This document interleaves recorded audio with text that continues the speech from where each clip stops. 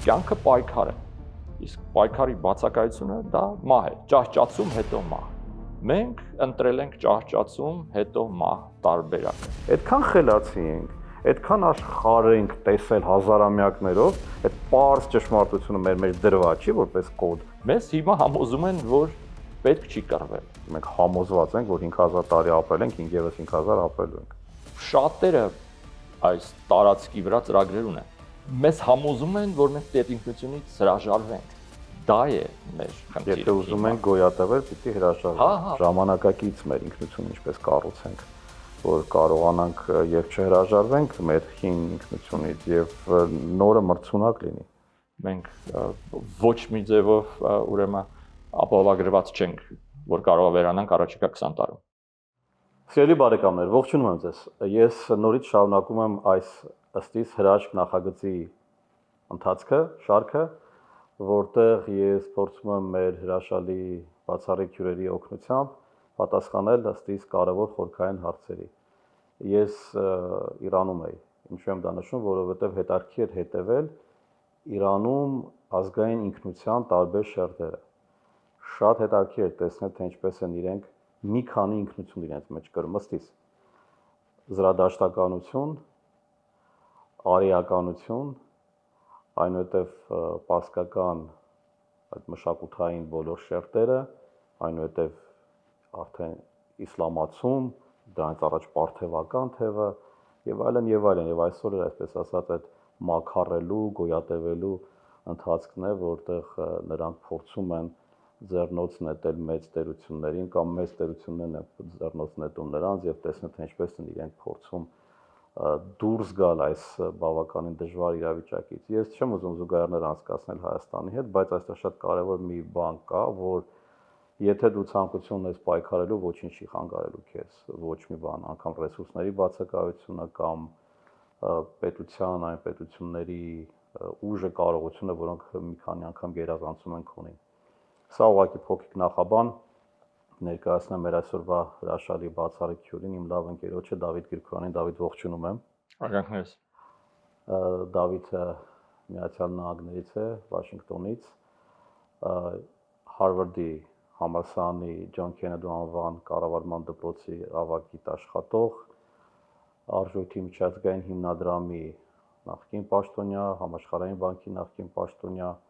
տնտեսագիտության դոկտոր եւ հրաշալի մարդ եւ ամենակարևորը շատ հայրենասեր։ Այն ինչ որ ըստիս այսօր մի փոքր պակասում է մեր այդ ներկա պնակի մեջ։ Դավիթ, շատ շնորհակալ եմ, որ մեզ հետ ես այսօր։ Ես եմ շնորհակալ շատ։ Ես շատ ուզում եմ քեզ հետ խոսել մի քանի հարցերի մասին, չգիտեմ տնտեսությունից կխոսենք թե ոչ, բայց արի փորձենք սկսել լոբինգային աշխատանքից եւ լոբինգից ընդհանրապես։ Դու համահիմնադիրն ես Policy Forum Armenia think tank-ի, որը բացառիկ հաջողություններ գրանցեց Միացյալ Նահանգներում, ցավոք Հայաստանում չի ասի, որ շատ գիտեմ այդ կառույցի մասին, ինչպես եւ անգամ Հայաստանի ներսում եղած կառույցների մասին հաճախ չեն էլ հետաքրքրվում, բայց կողքից, երբ որ մեզ նայում են այլ ազգեր, իրանք ունեն տպավորություն, որ մենք շատ համախմբված, շատ ուժեղ լոբինգ ունենք Միացյալ Նահանգներում հատկապես, եւ որ մենք այսպես զուգահեռներ անցկացնելով հրեաների հետ, այսպես աշխարհին կառավարում ենք եւ մենք ենք թելադրում, ամեն ինչ մենք ենք, որն այդտեղ արդյոք այդտեղ իսկապես կա ճշմարտություն։ Ցավոք, եթե կարել էր այդ մասին խոսել սրանից 15-20 տարի առաջ, հատկապես Արցախյան 2020-ի պատերազմից հետո մենք զիջեցինք բոլոր մեր ուրեմն ունեցած դիրքերը եւ հիմա սարսափելի տխուր վիճակում ենք այդ առումով բոլոր մեր փորձերը վերականգնելու ներառյալ ձեր խոնարհծառայի վերականգնելու մեր նախկինում ունեցած ազդեցությունն ու համբավը ցավոք շատ արդյունքի շատ բարձր օգգի չեն բերում եւ դրա համար կան պատճառներ, որի մասին հուսամ մենք խոսենք հենց հիմա խոսենք Դավիթ, այսինքն մենք ունենք ազդեցիկ լոբինգային կամ advocacy գրուպներ, հա, այդպես որոնք այսօր ինչ էլ անում են, միևնույնն է կարծեք բախվում են այդ պատերին, որը դնում են այսօրվա ըստեյության Հայաստանի կողմից։ Իմջալուց շնորհակալ եմ, որ շեշտեցիք ethnic advocacy եւ lobbying-ի տարբերությունը, դրանք իրականում տարբեր բաներ են, ներառյալ սպասելիք OGG-ի առումով, բայց հիմնական պատճառը նրա որ մենք հիմա այս տխուր վիճակում ենք, այն որ առնվազն նախ անցած 10 տարիների ընթացքում մենք չունենք նպատակ։ Իսկ ինչի մեջից որ հանում ես նպատակը, արդյունքը հիմնականում դառնում է տխուր։ Նպատակները մինչ այդ, ասենք, լոբինգի հետ կապված ցեղասպանության ճանաչումն է, որը ըստ իս բացարձակ բավականին ցածր դրած նշաձող էր, դրա համար եւս կային պատճառներ, ներառյալ մեր լոբին ուղղորդվելու կար այդպիսի միտում, որ փորձում էին ուղղորդել, որ պահել այդ նշաձողը ցածր, բայց այնուամենայնիվ այդ նպատակին հասնելուց հետո մեր էթնիկ լոբինգով զբաղվող բարեկամները փաստորեն կորցրեցին այդ նպատակը, չդրվեց նորը, դրան եւս բացատրություն կա կախված այսօրվա իշխանության տեսլականների հետ կամ դրանց բացակայության, եւ նորից ասում արդյունքում ունենք այն ինչ որ ունենք։ Հիմա մենք համարյա չենք երևում, հիմա մենք անգամ շատ բանը խորը պաշտպանական դիրքերից ենք հանդես գալիս ու ասենք չկա այն հարցակողական մոտեցումները, որոնք սովորաբար հաղթանակի են բերում ներառյալ այս դաշտում, մենք դա չունենք, մենք դա կորցրեցինք։ Դա այսինքն ցեղասպանության թեման կարևոր է, բայց ինքն էլ կարծեք մի փոքր տեսակ պարտվողական, այսինքն խնդրանքի կամ այսինքն պահանջ կամ ճնշում ըստ էության համարյա չկար, ուղղակի կար լավ կլինի, որ արդարությունը վերականգնվի։ Չէի ասի դա պարտվողական, պարզապես դա շատ մինիմալիստական նպատակ էր, առաջի հերթին, որովհետև դա չի ներառում ուրեմն հետևանքների վերացումը, եւ երկրորդը, որը ստիս ավելի կարևոր էր, դա չվերածվեց այն հասկացողության, որ դա կարևոր է նաև այսօրվա Հայաստանի անվտանգության համար։ Չկապեցին, հա, երկուսը։ Միանշանակ չկապեցին, ու դա է, եթե թույլ տաք ես բառն օգտագործեմ, այս գնահատականը մեր սփյուռքի կազմակերպված սփյուռքի ուրեմն կատարած հանցանքը։ Ես դա հանցանք եմ համարում, որովհետև դա դժվար չէր անել, ասենք ինչ որ Նոբելյան մրցանակակիր չպետք է լինես, որ կապես այդ երկուսն իրար հետ, կամ ասենք խնդիրը դնելուց չտանես նշաձողը տնես ամենացածր տեղում, բայց մարդիկ ինչ-ինչ պատճառներով դա չարեցին, իսկ ովքեր որ դրա մասին խոսում էին, փաստորեն կարողացան այդ մարդկանց զրկել ձայնից, այդ մարդկանց մարգինալիզացնել եւ հասարակության համար այդ գաղափարները, այդ մարդկանց գաղափարները դարձնել անհասանելի։ Դավիթ, ինձ տպավորություն կա եւ հնարավոր եւ սխալվում եմ, որ մեզ մոտ եւ Հայաստանում եւ Սփյուռքում շատ է գերիշխում կոմֆորտ զոնայում մնալու կամ լինելու այդ ձգտումը, որի արդյունքում նույնը իրական Հայաստանի այդպես հեդոնիստական այդ ըստ էության գաղափարախոսությունն է Սփյուռքում գլոբալ առումով տաքուկ տեղավորվել ցեղասպանության պահանջի վրա, բայց չմտածել, որ դա մի ընդհանուր պատկերի ընդհանուր մի փոքր հատվածն է եւ ավելի մեծ անվտանգային սպառնալիքներ, շերտեր կան եւ դրանով չի սկսում եւ դրանով չի ավարտվում, հա, ամեն ինչը, բայց այսպես ուղղակի ընդհանրենք պետք է գումար տալ կամ տարեկան հավաքներին մասնակցել, ճաշկերուտներին մասնակցել եւ վերջ, այլևս չհոգալ մնացածի մասին, թե ով կհոգա, դե չգիտենք։ Եվ ստացվում է, որ արդյունքում մենք չենք կարողանում մեր շահերը ոչ միայն ձևակերպել, այսինքն ոչ միայն առաջ տանել, այլև անգամ ձևակերպել այդ շահերը։ Դա սխալ տպավորություն է։ Գեցեք, խփեցիք մեղի գլխին, ու նաեւ հարցնեմ ձեզ, գիտենք, չէ՞ դա ուր է սովորաբար տանում։ Ասենք կյանքը սովորաբար պայքար է։ Դա սկսած Դարվինից, վերջացած Շումպետերով ու Քեյնսով, կյանքը պայքար է։ Իսկ պայքարի բացակայությունը դա մահ է, ճահճացում հետո մահ։ մենք ընտրել ենք ճահճացում, հետո մահ տարբերակը։ Մենք այլևս չենք պայքարում։ Սփյուռքը ի սկզբանե չէր փայլում ինտելեկտուալ, ուրեմն իր հնարավորություններով, մշակութային խորությամբ եւ այլն, լավ է թե վատ է, Հայաստանի Հանրապետությունը այդ առումով բավական առաջ էր, չմոռանանք ինչի ստեղծվեց ԱԳԲ-ն, ասալայի շարժումը, չէ՞, ժամանակին դա ստեղծվեց ուրեմն ինտելեկտուալ ղեկավարության leadership-ի բացակայության պայմաններում Սփյուռքում։ Չկար այն ժամանակ, ցավոք սրտի, չկա հիմա։ Այն վիճակը, որ հիմա տիրում է Սփյուռքում, այն disengagement-ը, այն մարդկանց գործընթացներից դուրս գալը կամովի տարբեր պատճառներով, հասկանալ կարելի է, ցավոտ է, դեպրեսիայի մեջ են ընկնում մարդիկ, տրավմա է մարդկանց համար եւ նաեւ արդեն հասել ենք այն պահի, որ եթե մի ժամանակ հայ լինելը ինչ որ հիպ էր, մարդիկ դրանով կարողանում էին բան անել, ուրեմն դրանով ինչ որտեղ պարտանալ, լիցքավորվել։ Հիմա դա դարել է ամբողջովին բան, ուրեմն liability, դա դարել է եւ մարդիկ հասկանալի պատճառներով հեռանում են այդ ուրեմն հայ լինելուց կամ հայկական հարցի համար պայքարից, դա հասկանալի է, բայց եթե ես պատրաստ եմ հասկանալ ժողովրդի ուրեմն 80%-ի վիճակը, ես պատրաստ չեմ ընդունելու Սփյուռքի էլիտայի,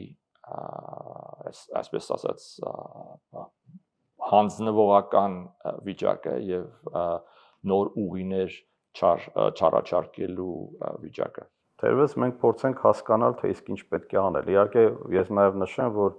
միգուցե ոչ բոլորը գիտեն, որ դու ինտենսիվորեն զբաղվում ես հայկական շահերի առաջ մղմամբ տարբեր մայրաքաղաքներում, Բրյուսել, Լոնդոն, Վաշինգտոն, փորձում եք անել եւ նաեւ հաջողություններ ունեք գրանցած։ Իհարկե, բայց միայն մեկ անհատը կամ անհատների խումբը կամ անգամ խմբերը բավարար չեն, երբ որ չկա պետական աջակցություն, այսինքն ստացվում ոնց որ մենք պայքարում ենք կամ ոչ թե պայքարում ենք կամ այսպես ասած շահերը առաջ ենք մղում եւ Հեճուկս իշխանության եւ Հեճուկս ադրբեջանա-թուրքական, այսինքն ստացվում է որ փոխանակ լիներ մեկ ֆրոնտ, այսպես ասած, հիմա մի քանի ֆրոնտ է դարձել, ինչը ավելի թույլատրում է իհարկե, բայց ավելացնեմ դրան, Գեորգ, այդ դաշտի մեջ նաեւ կան բազմատեսակ սփյուռքահայ կառույցներ, որոնք հանդես են գալիս որպես այսօրվա իշխանության սատելիտներ եւ մեր գործը այդքանով բարթացնում են։ Ավելի անընդհատ, այսինքն այս խնդիրը կա, իրենք անընդհատ նաեւ նույն ադրբեջանցիները, թուրքերը, երբ որ օրինակ դրսում իրենց փորձում ես հնչեցնել որոշակի մեղադրանք կամ պատասխանատվության կանչեր, իրենք ասում են ձեր իշխանությունները ենթադրենք համարում են, որ Արցախը Ադրբեջանը ինչ է եկել մեզ բացատրում կամ ենթադրենք անգամ ցեղասպանության հարցն է, ինչ որ առնով կասկածի տակ դրվում միգուցե կամ այդպես եւ ինչ է եկել մեզանից պահանջում, դա թուրքական ռոբինգի կամ եկեղեցուն հենա դուք ինքներդ եք քննադատում եկեղեցուն, ինչն է խնդիրը, հա, այսինքն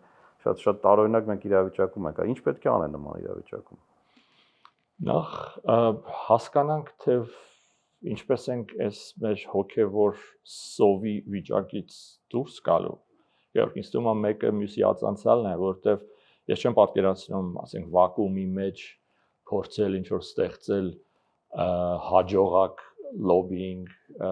ջանք, ինչ որ արդյունքների ակնկալիքներ ունենանք, եթե մեր հիմքը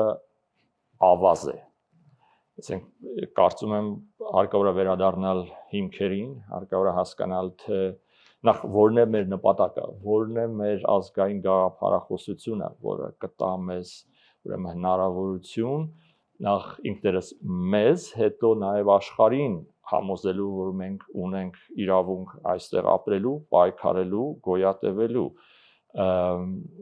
Ցավոք, այս իշխանությունները անում են դրա ամբողջովին հակառակը, եւ այս պայմաններում իհարկե փորձեր կան,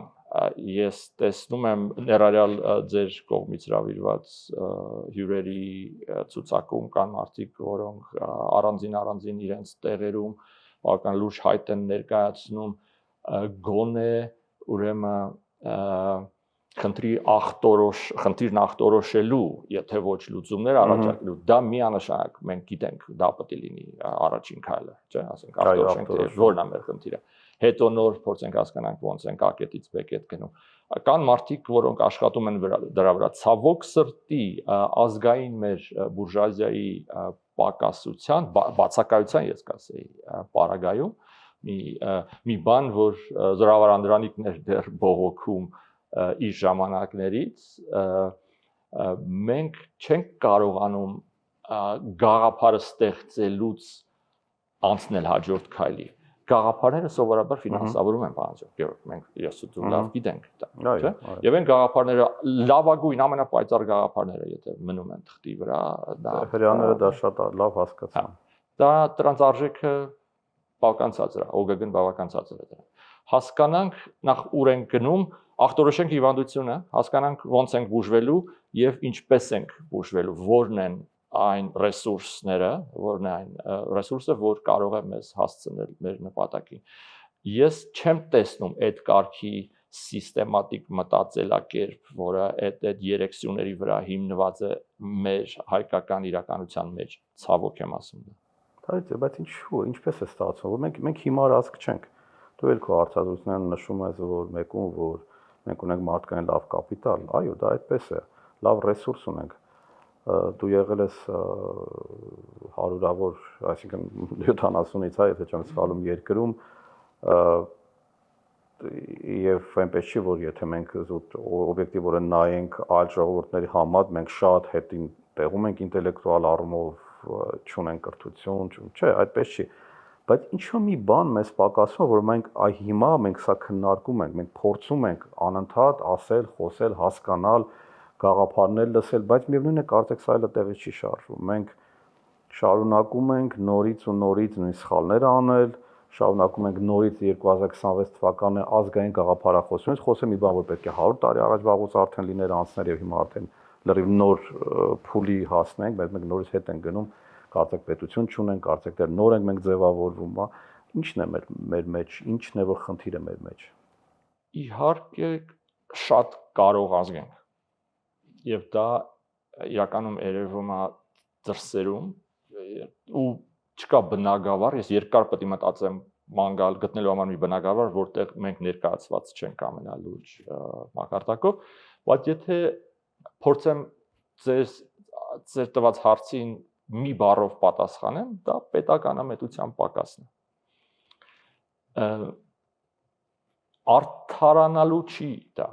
չնայած։ Դա այն խնդիրն է, որի մասին մեր մեծերը խոսացել են դարեր անգամ, մարդիկ, որոնք, ասենք, մեր 600 տարվա պետականություն չունենալու պարագայում մարդիկ երազել են, մարդիկ ջանքեր են թափել ունենալու, բայց արի ուտես սկուտերի վրա մեզ տրված 91-ին ուրեմն եւ անկախությունը եւ Արցախը անկախությունից հետո մենք հանգստացանք, չգիտեմ ինչի, ու մեզ թվաց թե էսա ու վերջ եւ շարունակեցինք անձնական շահը դասել ավելի բարձր, քան պետական հանրային շահը։ Միամիտ ենք, Դավիթ, այսինքն մենք ինքներս հաճախ օրինակ մեզ գիտես, որ շատ հաճախ մեզ համարում են խորամանկ ազգ։ Եվ ռուսները, եւ ասենք խորհրդային միության հատկապես մարդիկ մեզ համարում են խորամանկ։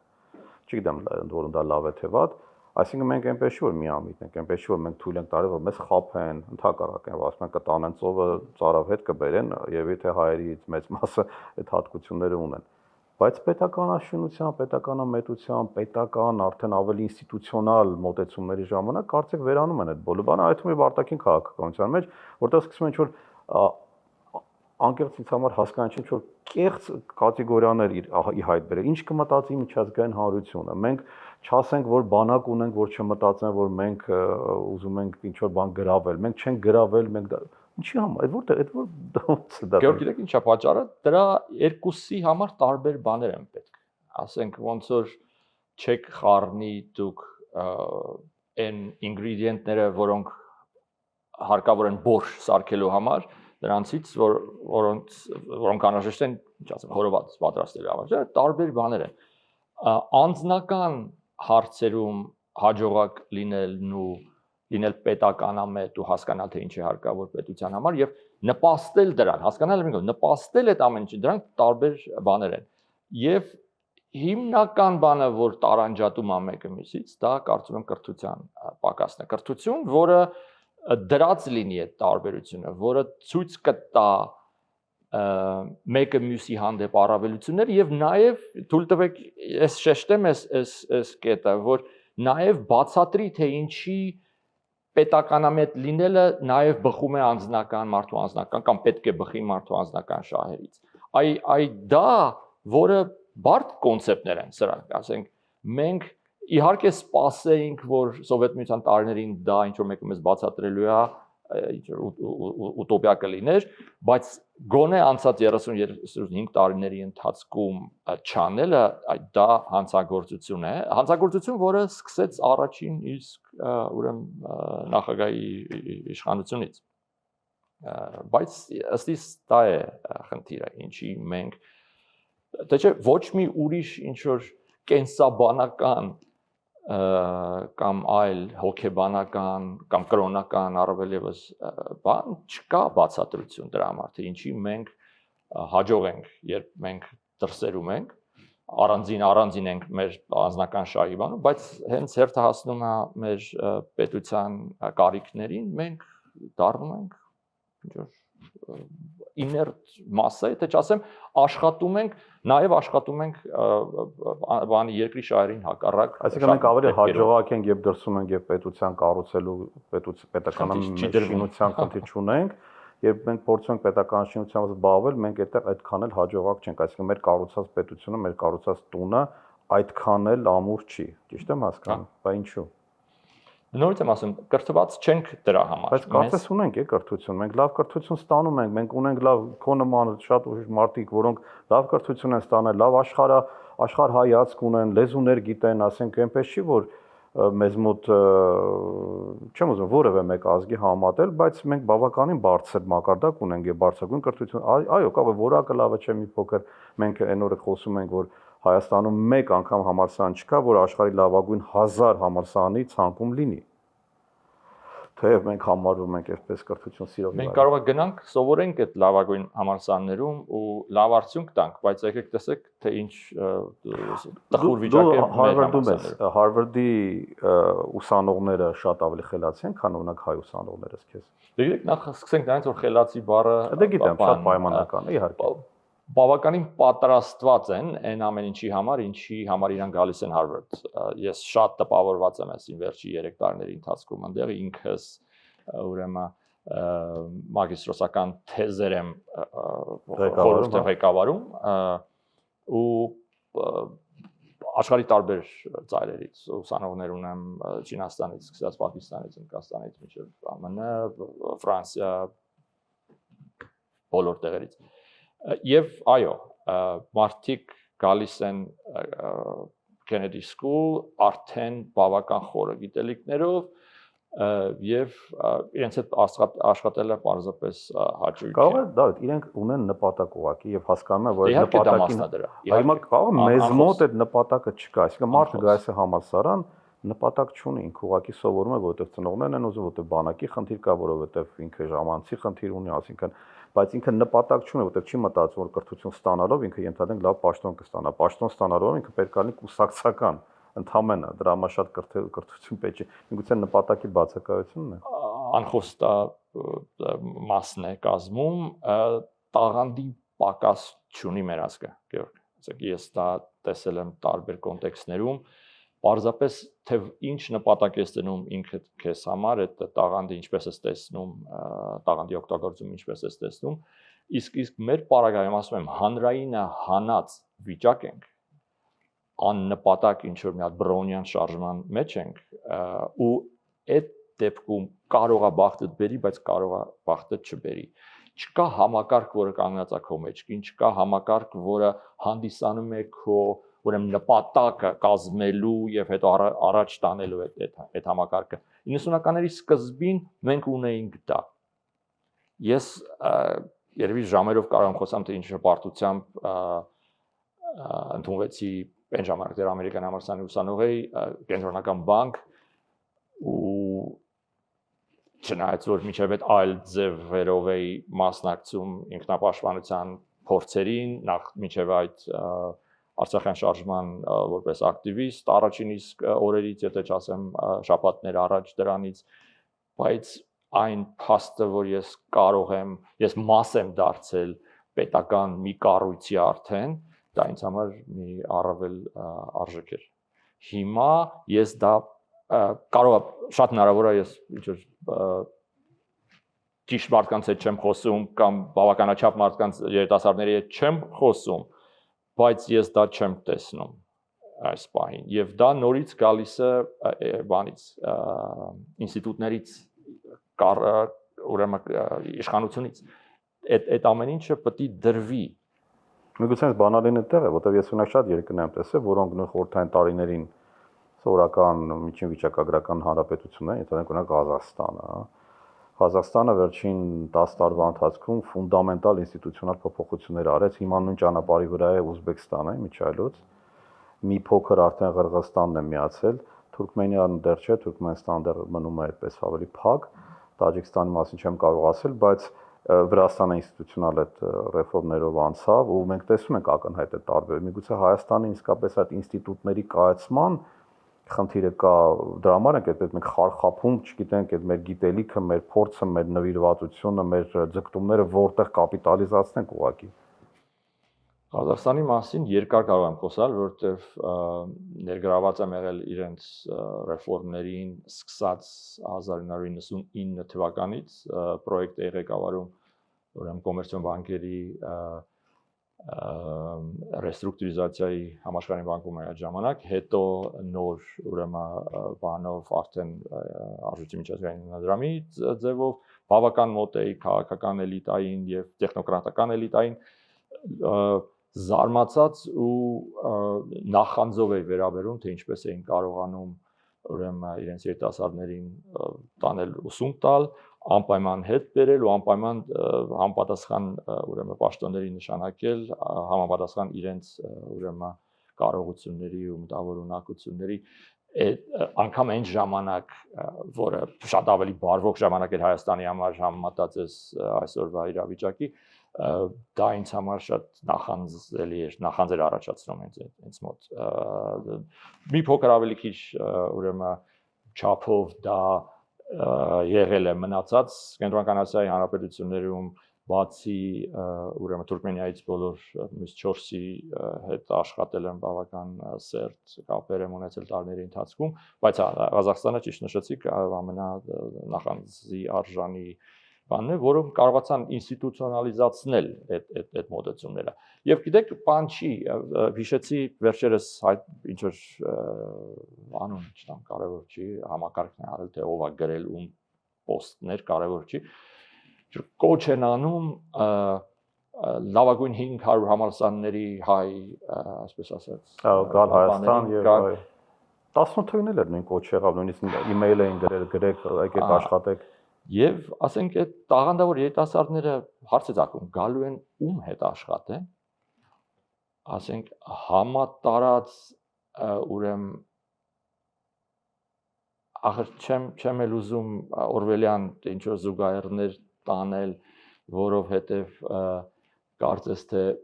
անգամ անասնաֆերմա էլ չենք ցավոք ինչ որ ավելի Բուլգակովյան շան սիրտը բանի մեջ ենք, բայց վերադառնամ բանից լավ այդ երիտասարդները գալու են նախ հասկանանք այդ երիտասարդները բոլորը դեռ սովորելու տրայեկտորիայի վրա են, չէ՞ իրանց կյանքի, ասենք 4 տարի սովորելով չես դառնում ոլորտի մասնակից, չէ՞, ասենք այդ մարդիկ են, որ դեռ սովորելու, աճելու, պնդանալու, ամրանալու կարիք ունեն։ Գաղափարը լավ է, բայց մենք հասկանում ենք, որ ուր են գալ, ինչի վրա են գալ, ում հետ են աշխատելու այդ մարդիկ։ Մենք տեղում էլ ունենք լավ մասնագետներ, որոնք եթե ենթադրենք իրենք կուսակցական չեն, իշխանությանը չեն հարում, այդպես եղել միշտ ընդ որում, իրենք տեղ չունեն ընդհանրապես։ Դրա համար շատերի մոտ այդ brain drain-ը կա, այսինքն մարդիկ ուղղակի վեր են գնում են եւ քո ասած այլ երկրներում իրենք եւ գնահատվում են եւ լավ վաստակում են եւ անգամ նույնիսկ մոռանում են որ իրենք ուզում։ Սենց ասեմ, եթե ավելի դիվանագիտորեն պատասխանելու ձեր հարցին, պետք է ասեի համակարգված պետք է այդ մոտեցումը լինի եւ Չէ։ Դավիթ, իսկ հնարավոր է որ մենք մեծամիտ ենք մի քիչ։ Ինչ առումով։ Դե ես օրինակ շատ եմ լսում այստեղ էլ հյուրերը եւ ընդհանրապես մենք մեր մասին շատ մեծ կարծիք ունենք։ Ես ընդ որում դա բանով չեմ ասում, իսեր ասենք չեմ ասում որպես ինքս էլ վերևից նայելով իբր գիտեք։ Ես ուղղակի ուզում իսկապես էլ այս հաղորդման միջոցով ես ուզում հասկանալ մեր այն որտեղ է այդ equation այդ բանաձևի մեջ որն է սխալ թիվ դրած, որ այսքան մենք լինելով հրաշալի, բայց միևնույն ժամանակ կարծեք ինքներս մեր դեմ աշխատեն, կարծես իմունային համակարգը ոչ թե մեզ պաշտպանում է, այլ մեզ խժռում է։ Ինչն է այդտեղ խնդիրը, ո՞րն են հիմները։ Պատասխանեցիք ձեր հարցին, մեզ խանգարում են ներսից եւ դրսից եւ խանգարում են ուժեր, որոնք բավական հզոր են եւ չեն թողում ոչ մի կոնսոլիդացիայի, թույլ չեն տալիս ոչ մի ներքին կոնսոլիդացիայի։ Ինձ թվում է, բայց բոլորին թույլ չեն տալիս, նույն հրեաներին, նույն ղազախներին, նույն Եթե վրացիներն թույլ չեն տա, այսինքն ինձ թվում է որ մրցակցային պայմաններում բոլորն էլ մի ճնշման տակ են, այնպես չի որ ինչ որ մարդկանց, ինչ որ ազգերի ավելի հանգիստ են թողնում, երևի դա հենց դրա եմ ասում, միգուցե մենք մտածում ենք որ մենք չգիտեմ բացառիկ ենք, մենք մեր հանդեպ ինչ որ հատուկ ճնշում կա, իրականում միգուցե չկա, մենք ենք մտածում որ ճնշումը կա։ Ես կարծիքի չեմ, իրոք մեր հանդեպ բացառիկ ճնշում կա, որի ձևակերպումները տեսնում ենք թե դրսից, թե ներսից, եւ մեր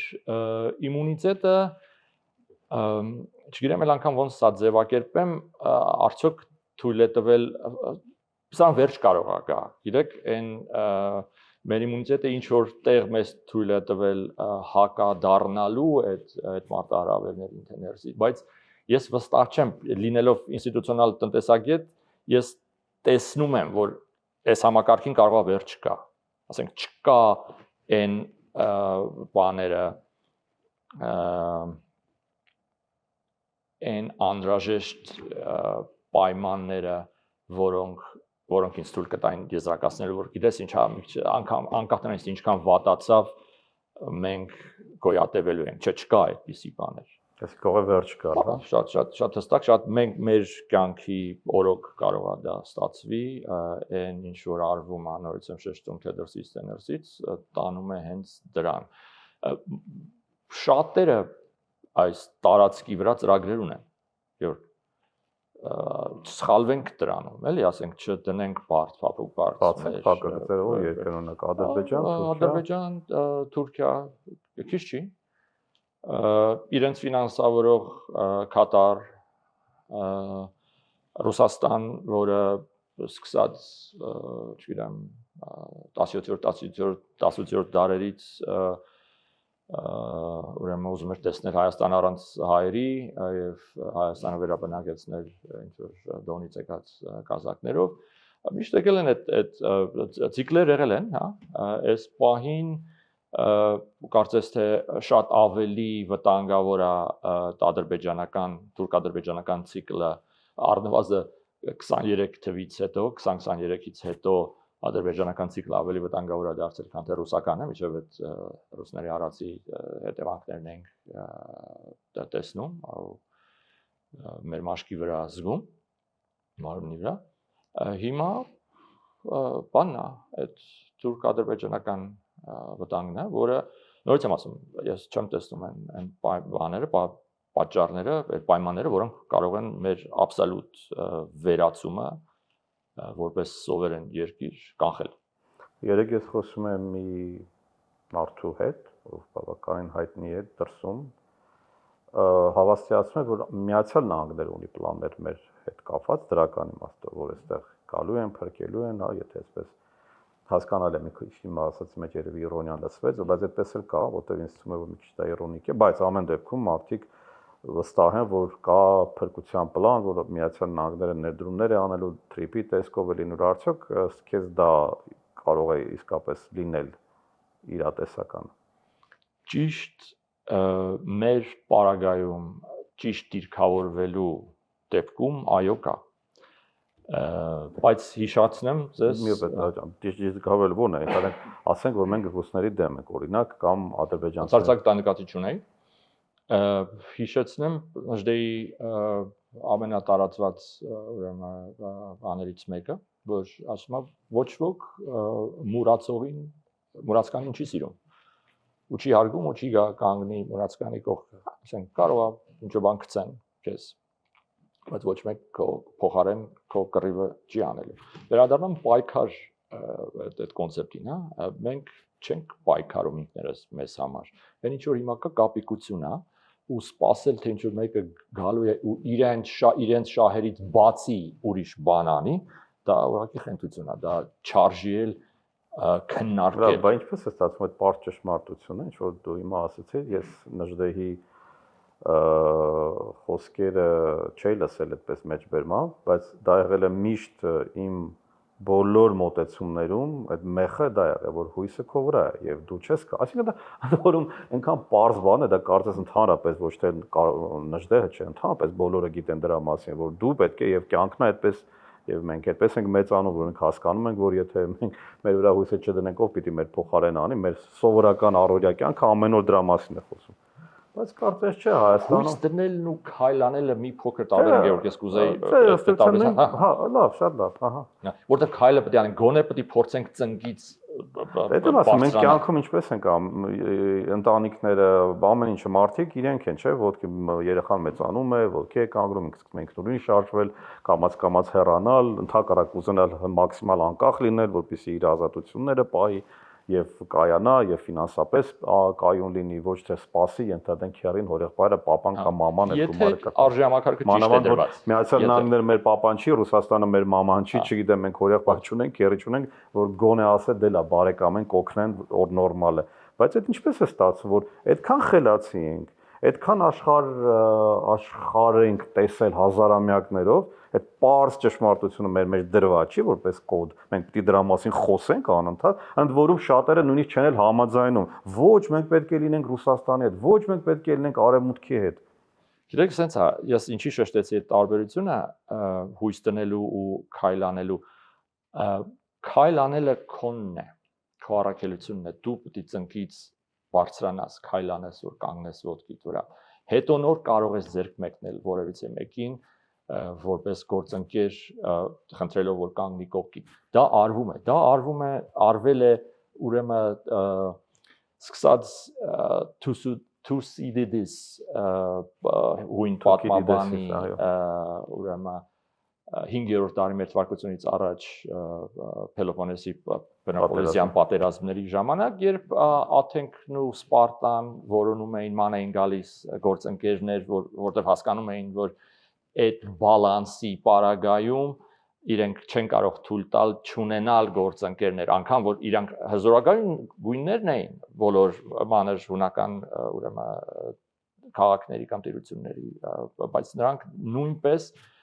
փորձում էին գտնել գործընկերներ, որ կարողանար այդ բալանսը պահեր։ Նույնը հիմա է, բայց տեսեք, մենք անգամ քայլ չենք անում, մեզ անգամ չի թույլ տրվում մտածել այդ քայլը անելու համար։ Մեզ ասում է մի պայքարեք, մեզ ասում եւ պարտության պարտվելու ամենալավ տարբերակը, ամենահեշտ տարբերակը համոզել քո զորքին, որ պետք չի կռվել, չէ՞։ Մեզ հիմա համոզում են, որ պետք չի կռվել։ Մեզ հակակարոզ են անում, հակառակը նրան, ինչ որ արել է Դարվինն ու Շումպետերը, բոլորն էլ իրենց մեջ։ Այսինքն մենք գնում ենք բնազներին հակառակ։ Այո։ Որտեղ ամբողջ էվոլյուցիայի հենց մեխը պայքարն է եւ լավագույններն են միշտ առաջ գնալու։ Մենք չենք ուզում լավագույն լինել, թե մենք վստահ ենք, որ մենք ուղղակի չենք ոչինչ անելու, այսինքն մենք համոզված ենք, որ 5000 տարի ապրել ենք, եւս 5000 ապրելու ենք։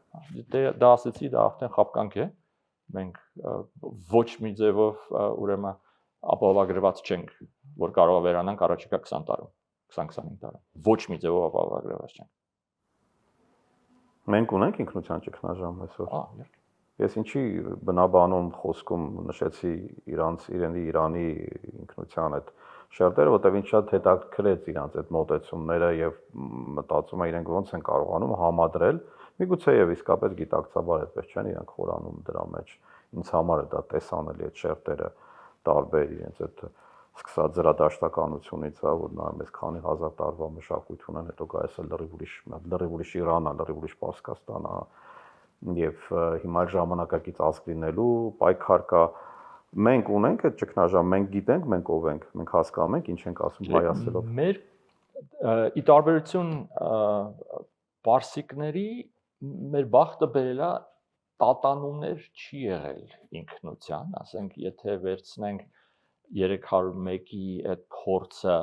ինստիտուցիոնալիզացնել այդ արժեհամակարգը, դրանից հետո մի փոքր էսկոմ, մի փոքր ենկոմ մենք կարծես թե հետևել ենք այդ գծին, չէ՞, կհամաձայնվեք։ Անկասում ես քրիստոնեական ագիծը։ Մեր խնդիրը հիմա ոչ թե ունենալն է այդ արժեհամակարգը կամ այդ ուրեմն ինքնությունը, այլ այն, որ մեզ համոզում են, որ մենք այդ ինքնությունից հրաժարվենք։ Դա է մեր խնդիրը։ Եթե ուզում ենք գոյատևել, պիտի հրաժարվենք։ Հա, ունդեղ ասենք գալիս է այդ ուտել խմելու ամբողջ կոնցեպտները, բաները, որ ասենք, եթե բան ավելի հեշտ կարող ես ուտել խմել կամ ավելի շատ կարող ես ուտել խմել, եթե տենց կարելի է բանալ, եթե դու հրաժարվում ես քո ինքնությունից, եթե դու մոռանում ես, թե դու ով ես, թե դու աշխարհին ինչ ես տվել կամ եւ աշխարհին ինչ կարող ես դեռ տալ։ Դա է, տենց են մեզ քանդում։ Այդ մեր ինքնության խնդիրը հիմա դա է։ Բայց գիտեք, ես կուզեի մի դրական բանով կոնես այս հարցին արձագանքեի, երեք մի հրաշալի գրքի շնորհանդեսին էի ներկա, չեմ մանրամասնի, բայց գիտեք ինչն էր բան, որ կան մարդիկ, որ եկել էին լսելու մի գրքի շնորհանդեսի մասին, որը մի ուրեմն վանի ինքնապաշտպանության ուրեմն մարտիկներից մեկն էր, որ միջև վանի ինքնապաշտպանությունը նաև գնդակահարել էր թուրք կառավարիչին Վասպուրականին եւ հետո միանում է վանի ինքնապաշտպանության, հետո կարողանում է ընտանիքը դուրս բերել Արևմտյան Հայաստանից եւ տեսնում ես թե ովքեր են ներկա եւ տեսնում ես նաեւ երաժշտական մաս ուներ հզոր այդ գրքի շնորհանդեսը, որի համար կազմակերպիչներից շատ էի շնորհակալ, ասենք Կոմիտաս Քարյակ, բանը այդ մագարդակի երաժշտություն, որը մեզ հիշեցրեց, թե մենք ինչի տեր ենք։ Ասենք կա ինչ որ փոքր փոկետներ, գրպան, եթե կարելի է այդպես ասել, փոքր islands, փոքր կղզիակներ մարդկանց հատկապես մշակույթում, որը մշակութային բաներում, շրջանակներում, որը շատ ավելի ողջունելի է, որոնք այդ ամեն ինչը գիտեն, գնահատում են եւ պատրաստ չեն այդ ամեն ինչը կողմ դնելու եւ մոռանալու եւ ուտել խմելու։ Բայց նոր նարատիվներ են պետք։ Մենք անդադ պատմականին ենք գնում։ Վանը, Կոմիտասը, այդ բոլոր, բայց նրանց մեջ միշտ ցավել կա այդ բոլոր պատմությունների մեջ եւ կա Կոմիտասի եւ բոլոր, բայց ինչպես մենք նոր ժամանակակից մեր ինքնությունը ինչպես կառուցենք, որ կարողանանք եւ չհրաժարվենք մեր հին ինքնությունից եւ նորը մրցունակ լինի, որովհետեւ միգուցե այս ինքնությունը այլևս մրցունակ չի եղածը ինչ որ մենք ունենք։ Չէ, դա վտանգավոր միտք է, երբ կարծում եմ, ինձ թվում է անգամ այն պարագայում, եթե որ իրոք մեր անցյալի հետ կապվածը հիմնականում տխուր է, չէ, բայց ցանկության դեպքում կարելի է սա շատ պեղել բառն է ուզում օգտագործել, բայց պեղել էլ պետք չի, որպեսզի գտնել ուրեմն հերոսական այն ամենը, որ մեզ փաստորեն ցեղասպանությունից հետո թույլ տվեց ստեղծել փոքրիկ, բայց կայուն ու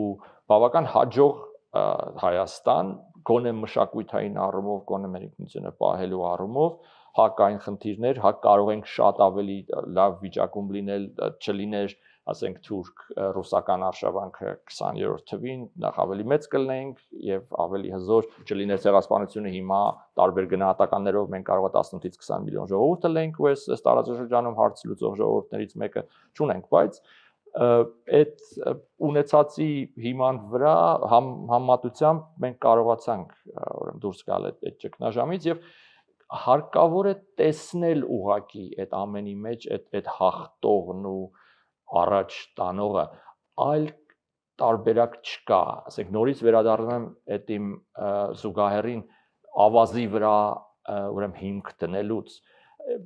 մենք երկուսով կամ ցանկացած խումբ ինչքան էլ ուզում է տաղանդավոր լինի չի կարող ստեղծի նոր ինքնություն առանց հաշվի առնելով հինը մեր պարագայում նորից եմ շեշտում մենք այնքան բան ունենք արած աշխարհի համար որ մենք պարզապես կարող ենք կապիտալիզացնել դա ու փորձել դա տանել առաջ դժվար չի լինի դա մեզ գիտեն մեզ դեռ սիրում են մեզ դեռ հարգում են որ շատ ավելի կարևոր է Դավիթ ես երբ որ ասում եմ նոր ինքնություն ես նկատի չունեի հնի հաշվին ես նկատի ունեի միգուցե մենք պետքա կարողանանք update անել իրեն։ Դե փաթեթավորման մասին է խոսքը, ապա համաձայն եմ։ Իհարկե, փաթեթա, ոչ թե լրիվ մոռանալ, բնականաբար հակառակ է, այսինքն այս հաղորդումն էլ է իր իմաստը է, որ ցույց տալ այդ ամբողջ պայմանական ասած հայքի կամ հայկնահապետից սկսած, այդ նետի հարձակման պայից սկսած, այդ նետը ուր է հասել եւ ոնց է ինքը շարունակելու իր ընթացքը, որպեսզի ուղղակի ինքը չլինի խոցելի շատ, այսինքն խոցելիությունները հանել արանքից, այսինքն իրեն դարձնել, ինչպես է հիմա ժամանակակից բժշկությունը փորձում է մարդուն ավելի առողջ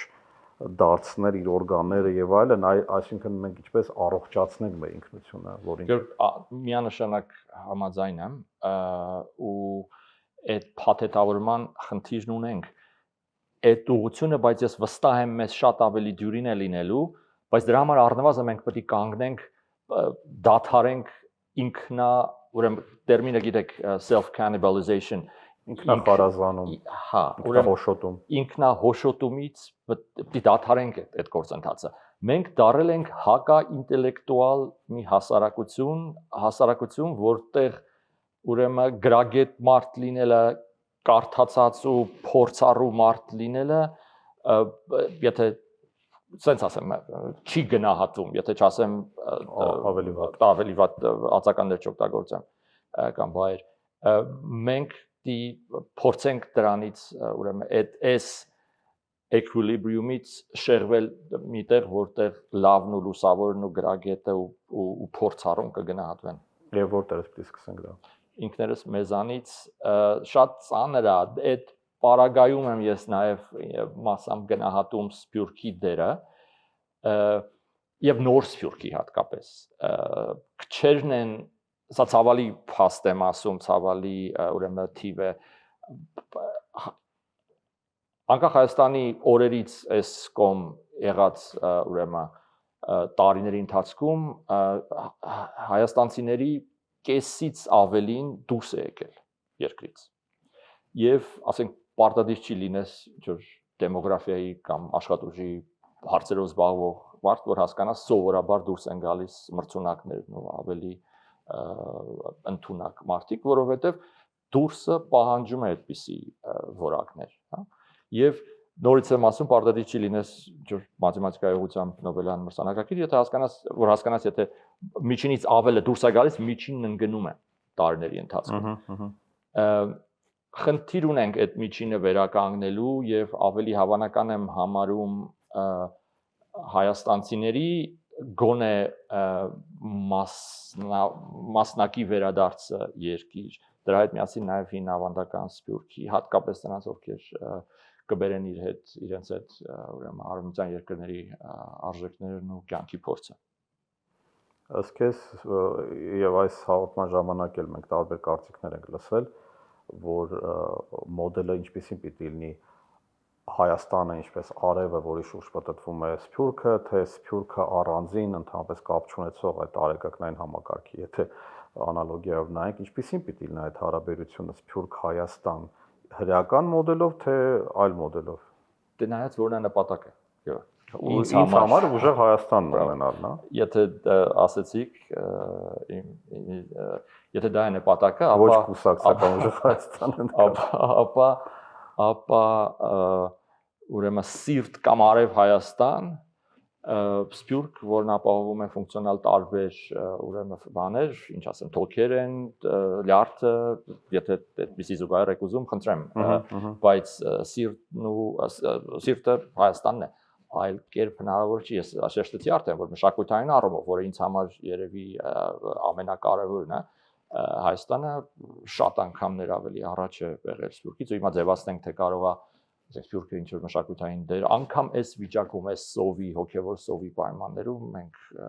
մշակույթ ունենք, որ խենթանալիք այն օրը Գայանեի դիտում նախորդ օրը Արամ Խաչատրյանի ուրեմն բացման եւ փակման փառատոնի բացման եւ փակման ու նայում ու նաեւ ինքս ինձ հարց է տալիս լավ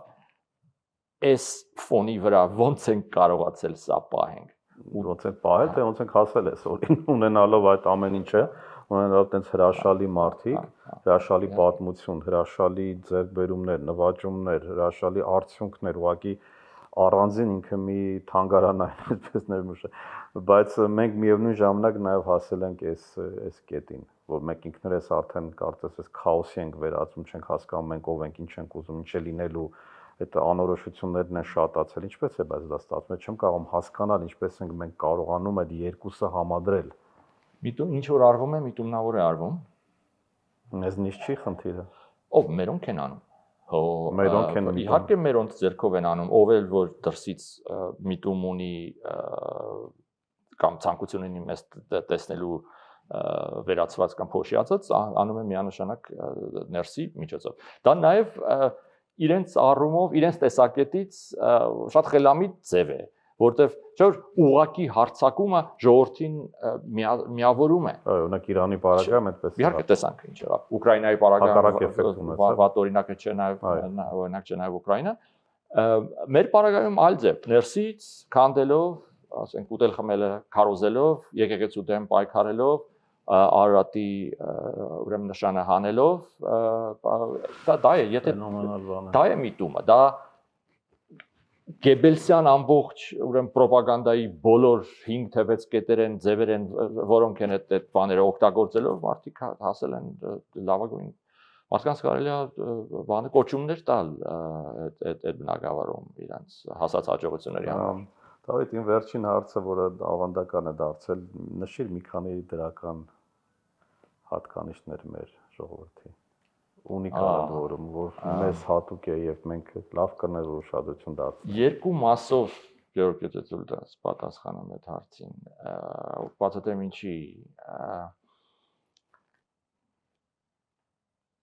նախ երևի որպես ժողովուրդ աշխատասեր ենք, կարող ենք մտավորությունները գոնե ինչ վերաբերում է մեր անձնական շահերին, շատ արագ ըմբռնում ենք, շատ արագ կարողանում ենք կողմնորոշվել։ Արժե համակարգը խարսխված ուրեմն քրիստոնեության արժեքների վրա, բայց վերջի տարիներին այնքան ուրեմն անեմ տեսել, որ ինձ ստիպում է տարանջատել ուրեմն Չէ՞ որ ցանկացած մեծ թվեր կազմում են չէ՞ նորմալ գաուսյան բաշխում, չէ՞։ Ես հասկանում եմ, որ ես չեմ ոչ կարող եմ ազնվություն ունենամ ասեմ, որ ես ոչ կարող եմ խոսալ ամբողջ բաշխման մասին, չէ՞։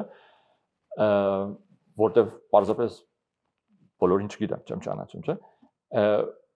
Բայց նաև ցանկություն ունեմ կենտրոնանալ այդ բաշխման այդ աճ կողմի վրա այդ 5-10%-ի վրա, որոնցից ես սովորել եմ եւ որոնք ինձ հույս են տալիս ապագայի համար։ Իսկ այդ 5-10% իմ հերոսները, թե պատմական, թե այսօրվա, իրանք ավելի կրթված են։ Իրենք պետականամետ են, իրենք հայրենասեր են, իրենք ամենաբարձր բարձունքների են հասել սկսած Նապոլեոնիկ Ֆրանսիայից վերջացրած կոմունիստական Ռուսաստանով ու ամեն ինչը մեջը եւ կան այդ մարդկանցից այդ որակներից կան հիմա անունները չասեմ որպեսզի չթիրախավորեն ես այդ 5-10%-ի տերն եմ ու տեսնում եմ որ իրենց մեջ եղել է ու կա այդ լուսավորն ու փրկողը որ մեզ կարաշնորթի Ահա մտածենք որ ամեն ինչ դեռ այդքան էլ ֆորած չի Միանշանակ։ Շնորհակալ եմ Դավիթ։ Ես եմ շնորհակալ։ Բարեկամներ, ձեզ եւս շնորհակալություն։ Ես որպես կանոն հաղորդման վերջում փորձում եմ ամփոփել, բայց մենք այս անգամ առանց ամփոփման դաժե կտանվեց, որովհետեւ չեմ ուզում նորից կրկնել այն մտքերը, որոնք հնչեցին, մի բարձ պատճառով, որպեսզի դուք նորից լսեք եւ անեք հետեւություններ։ Ամենակարևորը, այդ ամեն դեպքում կնշեմ դա, Դավիթի ասած այդ նվիրումը, հայրենասիրությունը կարծեք են կարևոր կետերն է, որ պաշտոնյաները գոնե պիտի ունենան, չէ՞, պետական ամետությունը։ Ցավալի է, որ մենք 2026 թվականին դեռևս խոսում ենք, որ մեր մեջ բացակայում է պետական ամետություն, որում հակառակը պիտի լինի, մեր մոտ ամեն ինչ պիտի մեր պետության, այսինքն մենք ուղղակի ապրենք պետությունով, որովհետև դա մեր նվերն էր եւ մեր պապերի երազանքն է եղել, էլի։ Պահեք մեր պապերի երազանքը վառ եւ ամենակարևորը չվհատվեք։